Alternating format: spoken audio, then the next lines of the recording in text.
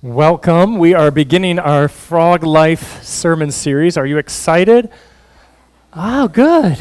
You don't even know what you're excited about. I'm excited because I know what's coming, and I love it, and it's going to be a lot of fun. And so you see in our little video there that FROG stands for fully rely on God. And what would our lives look like when we fully rely on God? How does that affect the different areas of our life? And this morning we're focusing on the area of money and management and you and how do we relate to money. And so I ask you at the beginning of this sermon, how is your relationship to money? Do you love money? Do you hate money? Do you have a love-hate relationship with money? This guy loves money, maybe a little too much. There's a lot of graphics for loving money out there, by the way. Some women, I'm going to be very stereotypical. I think some women are looking to marry money. May come in the form of a man or may not. Is money stressful? Is money a trap? Do you feel like a prisoner when it comes to money? Well, we are going to discuss your relationship to money, and I'm going to ask you to take this quiz. And the quiz is this: which answer best describes your relationship to money? Is it A, I am a master of my money. You are the He-Man or She-Ra of money. Or, money has mastered me. I'm a slave to my money. Or maybe some of you are sitting here thinking, money, maybe my answer is C, money and I spend so little time together, we really don't have a relationship, because you need to spend a little time together to have a relationship. And I think we've all at least been at times in our life where money and us are kind of like this t-shirt. I'm in a long-distance relationship with money. How would you describe it? It's a long-distance relationship. Money's a long ways away. I don't know where you're at right now in life. We probably have had kind of ups and downs with money. If you've lived as long as I have, you know what it's like to have those boons and those lows and those highs and those rough times. This was my childhood. Yes, this is a picture I think could go on the Awkward Family Photos website. I put it up here for your humor and delight, so you're welcome. In the 1980s, and this was me in the 80s, I'll let you decide which one of the four I am.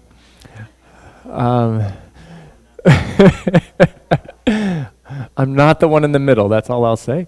My relationship to money was set a lot by my childhood, and I think for all of us, how you are taught in your formative years about money kind of carries with you. And so how that happened in your home, or maybe in your school, or maybe in your church, or maybe in just the world at large. And I remember very distinctly seeing some posters in the 1980s when I was a young teen. They looked something like this. The posters had fancy cars in them, a mansion. I looked all over the internet to find the specific poster I had in my head because I remembered one very specifically. I didn't have it in my room, but one of my friends had it in his rooms. And it had a picture very similar to this, except that the mansion was also on a cliff overlooking the ocean. So you just add that if you want to the poster. And then the poster had this phrase at the bottom: "He who dies with the most toys wins." That was a very compelling thing to tell a teenager in the 1980s. And in fact, the 1980s, as I kind of reflect on it, was a very materialistic decade. I think we even had a song, something about Material Girl, and they just put it in the title, like that was the whole song was about being material. And that was my childhood in the 1980s here in America. And so this vision was cast for me. If you just had the fancy car and the awesome mansion and what a life you could live and celebrity and fame and wealth, that was the American dream. Well, my dad was also a pastor, so we didn't probably have the money to get these kind of cars.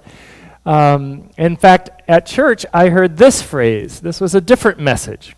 Maybe some of you grew up in church and you heard this one. This is 1 Timothy 6:10, it's in the Bible. For the love of money is the root of evil.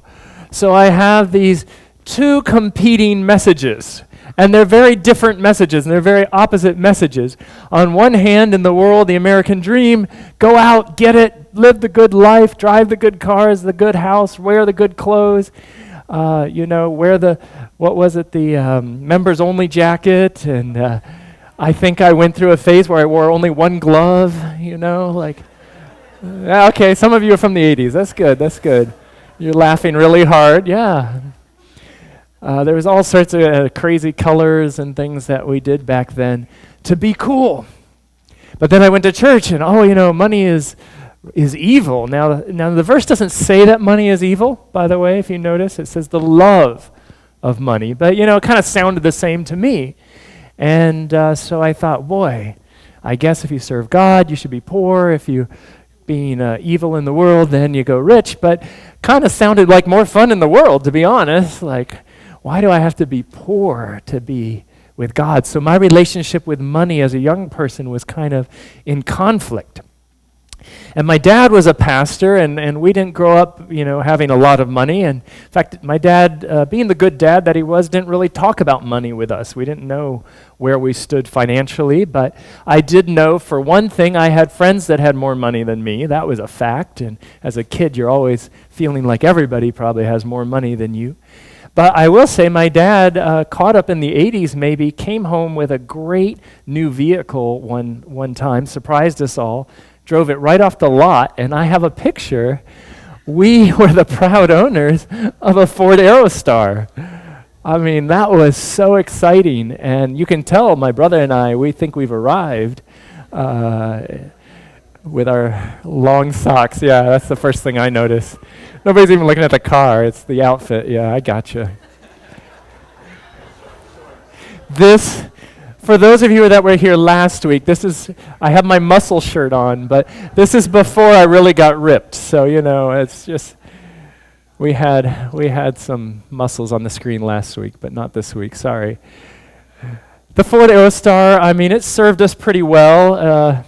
It did break down a few times over the years, and if I recall right, we didn't keep it all that long before Dad moved on to Hondas. But nonetheless, it was a big purchase at the time, and we were living it up in the 80s. What about today, 2019? Have things changed? Where are we at today?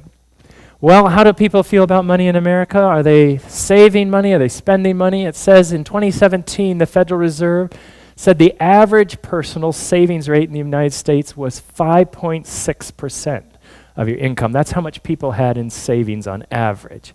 Now you can see here that experts recommend that your personal savings should be at 10%, so that is about half of what the bare minimum should be. Americans haven't hit that 10% mark since May of 1985. So apparently the commercialism of the 80s has done some damage, and we have never gotten back to having that 10% savings. The last time we had it at our highest peak was 1975. So some of you a little older than I am, you'll have to fill me in. What was happening in the 70s? You guys were saving money. Like 17% was the national average. That's impressive. So 1970s is a little different. Our lowest point was in 2005. It bottomed out at just 1.9%. That's not that long ago. To have the national average for people at 1.9% in savings, that is pretty scary. And we are lucky we are at least up to 5 after that. Well, I have some other stats for you about our current condition. Roughly 62.4% of American adults carry a credit card debt balance. So if you are in that group, that probably makes you feel a little better. If you're not in that group, you probably feel even superior. But on average, this is kind of scary, each household with a credit card carries $8,284 in debt. Now, I don't know about you, but that's a lot of money. to just have it. And if you know anything about credit cards, that's a lot of interest that you're paying. And I didn't have this on my slides today, but let me go on record as saying credit cards are from the devil. You can quote me, send Visa after me, MasterCard, I don't care. I hate credit cards. The system is designed to put you in debt. It's designed to enslave you, and that's another sermon for another time. Also, 17.5% of Americans carry student loan debt now. And the problem with this is this number is going up very quickly. And student loan debt is now becoming a crisis that they're having to deal with and worry about because so much student loan debt is being put on our college graduates. So what does Jesus have to say about our relationship to money? Did you know that Jesus talks a lot about money? He tells approximately 38 parables, and half of those parables have to do with money or your possessions. About half. That's a lot. So I wanted to look at one this morning, kind of kick off our understanding of what Jesus had to say, because he was, I believe, the wisest teacher that has ever lived. And so I think we should listen to what he has to say. I always love his stories and his parables because they're unexpected and they catch you off guard. And here's what Jesus, in one of his parables, said. Once there was a rich man whose manager was accused of wasting his possessions. This is Luke 16. So he called this manager in and he asked him, "What is this I hear about you?" Now, hopefully you've never had to come before the boss, but you may have had that experience in your life. This manager has been accused of some things, and the rich man apparently believes they are true. So he says, "What is this I hear? Give an account of your management, because you cannot be my manager any longer." So the manager said to himself, "What shall I do now? My master is taking away my job. I'm not strong enough to dig. I'm ashamed to go and beg. I know what I'll do, so that when I lose my job here, people will welcome me into their houses." So he comes up with a plan. What is the plan? It says the manager called each one of his master's debtors, and he asked the first, "How much do you owe my master?" 900 gallons of olive oil, he replied. The manager told him, "Take your bill, sit down quickly, make it 450. Cuts it in half. So the guy's like, "Wow, that's a great steal. I'll do that." Then he found a second. "How much do you owe?" 1,000 bushels of wheat, he replied. And he told him, "Take your bill, make it 800. And he did it. Now, before we get to that, we might expect that the master, when he finds out about this, the rich man, is going to be furious, right? Because he is losing money on the deal. And as we know, this is a bit shady. Now, Jesus has the twist of the parable come. Because when the rich man finds out about it, it says in verse 8, the master commended the dishonest manager because he acted shrewdly. For the people, Jesus says, of the world, now he gives the interpretation, the people of the world are more shrewd in dealing with their own kind than are the people of light. For I tell you, use worldly wealth to gain friends for yourselves, so that when it's gone, you will be welcomed into eternal dwellings. Now this is a crazy parable, one that we would not expect, and certainly not expect from Jesus. But pay attention to the twist, because the twist is where the depth of the parable comes. The fact that the rich man commends this shrewd manager, which is the nicest word we can come up for him, the shrewd manager, for going out and cutting a deal with those who owed his master money. And he says specifically, did you notice this? He said, the people of this world, we can learn from them because they're more shrewd in dealing with their own kind, for he used his worldly wealth to do what? He used his worldly wealth to gain friends. And that is the linchpin of this parable. Because he said, if you will learn this lesson, you will realize what the purpose of money is for. Because the shrewd manager used the money to accomplish something that was actually valuable. You see, the money is not the end in itself. The money is the means. And this is what Jesus is trying to help us understand. He said, if you are a child of the light, if you're one of my disciples, then the thing you need to understand about money that even worldly people sometimes get better than we do is that money is not the end. Money is a means to an end. And he specifically says something I think is cool here. He says, use money to gain friends. That's a better use of money than what many of us would want to do with it. And then he goes on to say this. No one can serve two masters. Either you will hate the one and love the other, or you'll be devoted to one and despise the other. Therefore, you cannot serve both God and money. Can't be done. So, I ask you, how is your relationship with money? Where does money rank in your priorities? And you might say, well, this seems a little selfish of God. He's kind of making us put him first.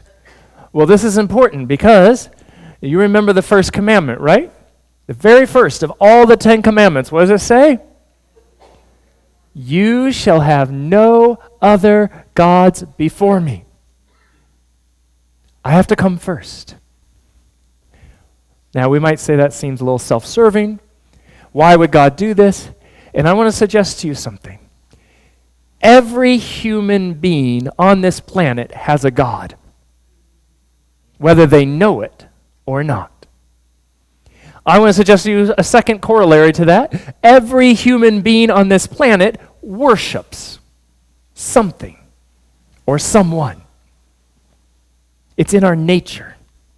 There is a God hole in our being. There is a God spot, and we elevate something. Something takes that spot in our life. We worship it, we put it first, it's our priority, and it becomes the fuel for our ambition. It becomes our motivation. It becomes the reason we get up in the morning. It becomes the justification for all of our actions, and we work towards this thing, whether it is the true God or not. And so when God says the first commandment is thou shalt have no other gods before me, it's an act of kindness and mercy because he is the only true God. And nothing else will fill that spot and bring you what you're looking for other than him. If you put money in that God spot, you will not be satisfied. And if you think this is just the Bible talking, if you just think this is some self-serving thing from God, let me show you something else. Research. Cornell University, prestigious research. 20-year study conducted by Thomas Gilovich, professor of psychology at Cornell. He researched for 20 years the result that possessions have on people and the joy that people find in their possessions or obtaining wealth or obtaining money. After 20 years, he concluded conclusively, not even just speculation, but conclusive findings were that spending your money on things shows that your happiness will fade quickly. And his recommendation was don't spend your money on things. Fascinating. This is what research said. This is not the Bible. This is not Jesus. This is not someone who is a diehard believer. This is a scientist just studying human behavior and studying life. And he said, you know what? When you buy those things, it doesn't give you happiness. Money does not satisfy. And he said the trouble with things is that the happiness they provide fades very quickly. In fact, he went on to give 3 specific results of the research. Number 1, he said, if you're going to buy things and you think they're going to bring you happiness, you need to recognize that when you get a new possession, you quickly adapt to it, you get used to it, and you no longer have the joy that you once did from it. Now, all you have to do is be a parent at Christmas and see this in action.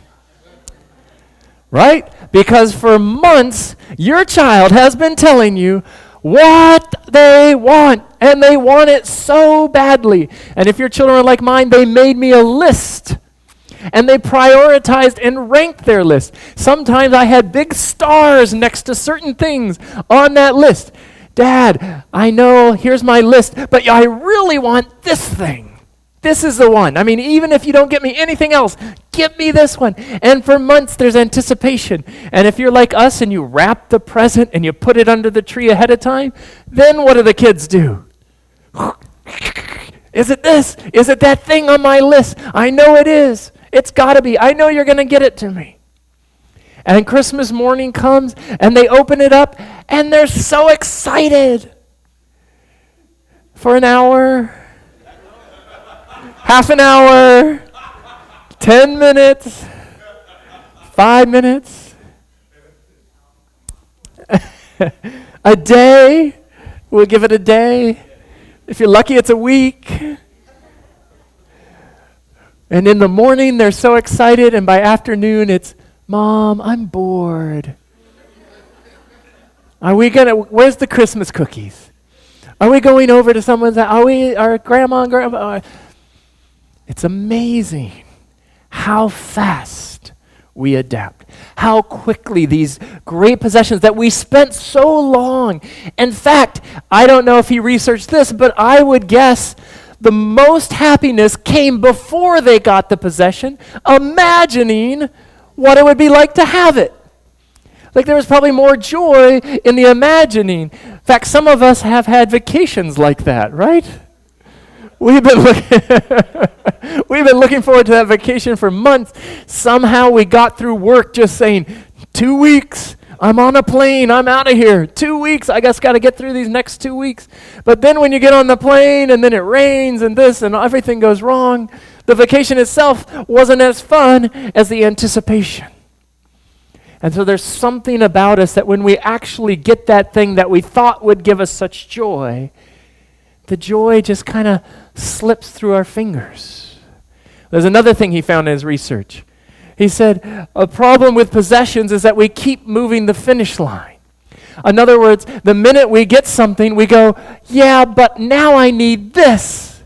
And this would be greater if I had this. Or this is good, but now the new one came out. This week. And it had the number 11 on it. And it has 2 cameras. Come on, 3 cameras. I mean, and it's so much faster. And it's so much prettier. And there's different colors.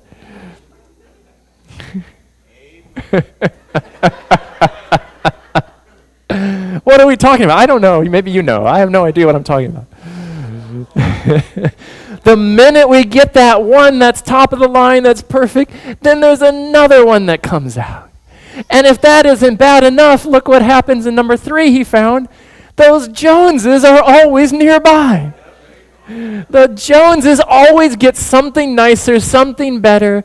When you roll home in that nice 3-letter car with the little symbol on the front, and you pull into your driveway, and then the Joneses come up with that electric car that costs twice as much, that's all the rage right now.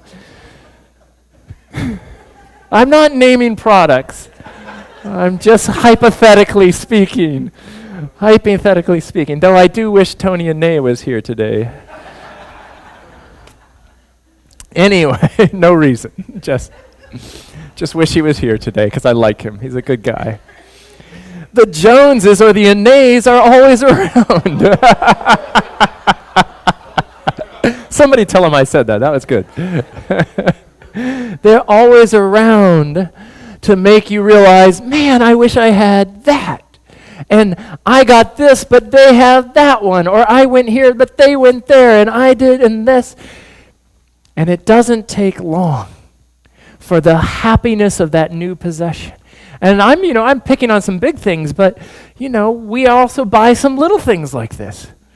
There's even fashion, right? Well, if I just had those shoes or that jacket or that purse, not me specifically, but some ladies, a purse, and we get it, and then another lady has the better one or the nicer one or the different name on it. And then we're feeling a little bit, the Joneses are always nearby. This could even be food, right? Like, man, I could really use this, and I go through the drive-thru, and then I eat it, and then I'm like, really? I now kind of regret that. It didn't bring me the happiness that I thought it would. So maybe God is trying to help us. Maybe God isn't selfish. He's just saying, if you actually want happiness, then you got to get God in the right place and the money in the right place. Because if you reverse those roles, it just doesn't work. In fact, I want to say to you right here and right now, and if you want to write something down, write this down. I'm going to suggest to you, your happiness with money, your right relationship with money, a healthy relationship with money will come for you only as you have a healthy relationship with God. If you get that God thing right, then you can get the money thing right. And that changes things because it takes it out of the equation. It's not about being rich or poor. I don't know about you, but growing up I had this idea, if you're poor, that's like a holier state. You know, Jesus didn't have a house. We don't see him riding around in a convertible with his iPhone, Jesus seemed to be kind of poor, and he talked about it a little bit, and he talked about the rich kind of have a hard time getting to heaven. And so you kind of get this picture that somehow being poor is more virtuous. But when you study the whole Bible, it has absolutely nothing to do with being rich or poor.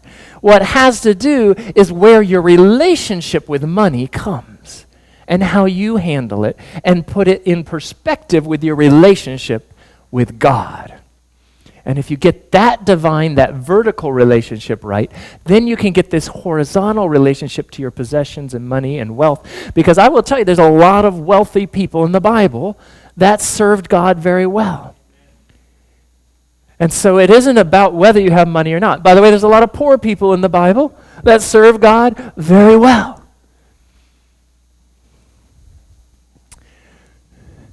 So if possessions don't bring us happiness, what could? And Jesus points us to something greater here. You know this passage, Matthew 6:19-21. Do not store up for yourselves treasures on earth, where moth and rust destroy, where thieves can break in and steal it. By the way, anybody here ever had something stolen from them? Oh my goodness, like every hand. That's pretty bad. What kind of society do we live in? But it is a reality, right? And whether you're a kid and it's some little small toy or something that got stolen from you in school, or someone actually broke into your house sometime, that's kind of a traumatic thing to have happen. If you had that experience, I know some friends of mine that have, and you see your house ransacked and drawers gone through, and it just creeps you out a little, like, wow, I thought these were my possessions. I thought this was my safe place, and now it's been violated. And so Jesus says, but store up for yourselves treasure where? In heaven. Look for things that have eternal value. Invest in the things that have eternal value, because up there's no thieves, there's no moths, there's no rust, there's no anything that can take it away. And he says, what is more is that you need to understand that where your treasure is, there will be your heart also. And your heart is the most valuable thing you have. And you don't want to just trust your heart to anyone or anything. And Jesus is telling us something very radical. I'm going to put this up here. I don't know if you caught it. In this world, there is no such thing as financial security. Did you realize that? And that's a radical concept, because we talk about it all the time. You can't turn on the news or any kind of thing here on this world. There's a million books written about how to achieve financial security. What is financial security? Well, you got to balance everything. You have a diverse portfolio and enough in retirement, and your IRA has to be, this and that. And we talk about all these things trying to get to this thing we call financial security. But in this world, there's really no such thing. How many of you were alive or awake in 2008? Remember that year? Remember this one, what was the name? It doesn't exist anymore. This one financial institution, Bear Stearns. Yeah, there was one. Remember that? It's long gone now, but only one of the greatest financial institutions in our world, but gone. Goldman Sachs, almost gone. Like all these things. We have been told by financial experts that in 2008, the world came close to a complete financial collapse. And it happened fast. Because once one domino falls, it starts knocking over the others. And we realize that as a world, we are all tied to this very loose and weak thing that we call money, which is largely imaginary, by the way. We don't want to think about it too much, but it's not a very real thing. But you know who is real? Our God, our Father in heaven. And so while in this world we may not have financial security, we do have the privilege of God's security. And this is the the good news of the Bible. If you will get this right, if you will make Him the God, if you will put Him first, if He will become your source, then you can have a thing I like to call God's security. And God's security comes with eternal dividends, with results that will last for all eternity. Your portfolio cannot collapse in a night with God. Your retirement plan is out of this world. That was cheesy, but I like it. God's security. Have you ever noticed how carefree children are when it comes to money? Do you have one of those kids that you have to tell them, don't give the money away? Like, oh, hey, friend, you need money? Here you go. Like, no, wait, there's value, don't. But there's something beautiful about that, right? That kids are just carefree about it.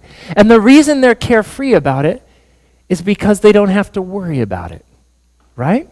Because they trust their father. Because they trust their parents. Because they know that mom and dad provide for them. And look how happy they are. Don't you wish you could go back to those days? You have to pay the bill. What is it that we always, threaten our kids? Well, wait, one day you're going to have to pay bills and you're going to have to, and then you'll appreciate all that I do, it's a burden to have the wealth. The real joy is in trusting your Father. I remember Max Lucado in one of his books, I don't know which one, so don't ask me, but one of his books, I'll never forget, he used this phrase. He said, the beautiful thing about children is they just laugh hard, play hard, and leave all their worries to their father. Isn't that beautiful? And that's what God is inviting us to.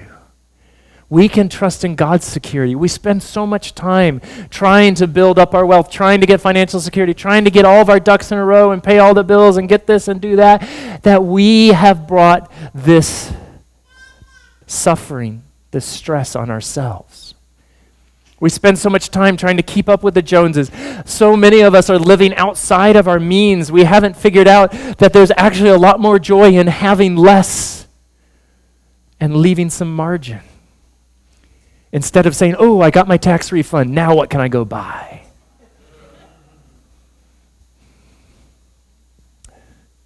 Jesus has a lot to say about the stress and worry that is caused when we think about how we can have the greatest, the best, the most. He says, why do you even worry about clothes? Have you seen how the flowers of the field grow? They don't labor or spin. Yet I tell you that not even Solomon in all of his splendor, the richest man, was not even dressed like one of these. Have you looked at a flower? Like, this is literally true. And it's so simple, and yet it's so beautiful. You can go up to New York's Fashion Week. We don't live that far. I think it was just last week, one of the fashion weeks up there. You can go up and see all these things, and I guarantee some of our flowers are way much prettier than the things you'll see on Fashion Week. And yet there's $7,000 dresses and $10,000 pantsuits and whatever else they're wearing these days. I have no idea. But if God clothes the grass of the field, which is here today and gone tomorrow, thrown in the fire, will He not much more clothe you, O you of little faith? Why won't you trust your Father? You don't have to worry. So do not worry, saying, what shall we eat? What shall we drink? What shall we wear? For the pagans run after all these things, and your heavenly Father knows you need them. But seek ye first his kingdom and his righteousness, and all these things will be added to you as well. Get God, get your loving heavenly Father in that God spot, and then the money can come in the right way. 49% of Americans report, quote, they are concerned, anxious, or fearful about their current financial well-being. That's half of our population is stressed and anxious and fearful. We need to tell them about their Father. Jesus said in another time, what good will it be for someone if they were to gain the whole world, yet forfeit their soul? What is your soul worth? What are you working so hard for? What is it that you're trying to accomplish? What will that new possession really do for you? These are the thought-provoking questions. A while back, not too long ago, a movie came out called The Greatest Showman. Some of you, I'm sure, have seen it. I think it's a Disney movie and whatever. And it details the life of a young man who grew up very poor, but envied those that he saw around him who were wealthy. And he worked very hard, and it was his ambition to become one of the elite, to join the forces, or join the peer group of the wealthy, to be part of that New York established wealthy group, even coming from his humble beginnings. You all know who I'm talking about? Yeah, there he is, the greatest showman right here. Ah, that's a bad joke too, I'm sorry. A little self-depreciating humor. All right, it wasn't me, it was a man named P.T. Barnum. P.T. Barnum. And we're most familiar probably with this phrase, there's a sucker born every minute. And he started the circus, and he went around with this circus show, and he made lots of money, and he became a very wealthy individual, and he did achieve the wealth and fame that he had hoped to achieve. Now, I will tell you that researchers believe that he himself did not say there's a sucker born every minute, but rather one of his critics said it, that there's a sucker born every minute going to P.T.'s circus show. Like, that's the suckers. But whoever said it, the interesting thing about his story and his life is that as P.T. grew and as he gained the wealth that he had so desired as a young, poor child, he learned that wealth wasn't everything. In fact, he wrote a book that's fascinating, and I haven't read it, but I read the summary of it, and he makes 20 points in this book. And his book was entitled The Art of Making Money. And he teaches 20 things that he learned over his lifetime as he started to see what money is good for and what it is not good for. And number one on his list, he said, before you do anything, you must be true to yourself. I thought that was fascinating. And he put that on his list because if you know his story, he felt for a time he lost his way. He lost his bearings. In the movie, you can kind of see it played out. He almost loses his family and everything in his quest to be famous and rich and to be one of those wealthy individuals. So his number one and his first starting point is, so you must make sure in your attempts to make money that you stay true to yourself. Is it still on? Yes, okay. Number two, he said, avoid debt. Persevere. Be polite and kind to customers. Don't gossip. I thought this was fascinating. In his 20 points, he had no place. He said, treat people with respect. Don't gossip. Don't put others down in order to make your money. Then he had an interesting one here that I just put some of the things he said specifically. He says, we cannot get above our business. Don't let it make you prideful. He says, very interesting, there is no greater mistake than when a young person believes he or she will succeed with borrowed money. Why? Because every person's experience coincides with that of Mr. Astor, who said, quote, it was more difficult for him to accumulate his first $1,000 than all the succeeding millions that he made in his colossal fortune. Money is good for nothing unless we know the value of it by experience. I thought that was very wise advice that he learned. Don't try to cheat people. Don't try to shortcut it. Put in the work. Learn how money can work for you. Lastly, he closed with these two. I don't have time to go through all 20. He said, be charitable. And many people don't realize that P.T. Barnum gave a lot of money away and established charities that are still running to this day, that his family still oversees. And then lastly, preserve your integrity. Notice how he started with be true to yourself and ended with preserve your integrity. Do not sell your soul, because he was one who learned the hard way by almost losing his soul in his quest for money. Well, in that sense, P.T. Barnum is very much like what Jesus has already told us. And here's a quote from P.T. that I think summarizes what Jesus is trying to help us understand also. Money is a terrible master, but an excellent servant. So what is your relationship to money? Hopefully, you are its master, and it is your servant, as both of you serve your God, because he is the only one that can fill that God space.